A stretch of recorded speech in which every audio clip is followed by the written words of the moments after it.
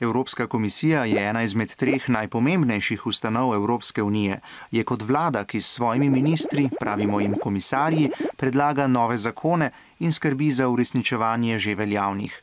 Če članice Evropske unije zakonov ne spoštujejo, jih lahko Evropska komisija tudi denarno kaznuje. Vsaka izmed 28 držav članic predlaga svojega komisarja. Naša kandidatka Violeta Bulc se mora predstaviti odboru za promet, saj je to področje, za vodenje katerega se poteguje.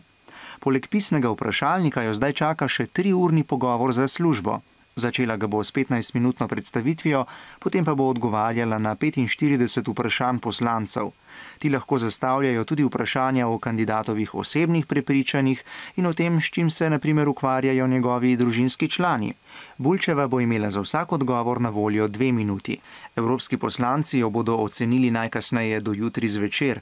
Če bo celotna ekipa komisarjev potrjena, bo tudi Violeta Bulc z delom začela prihodnji mesec.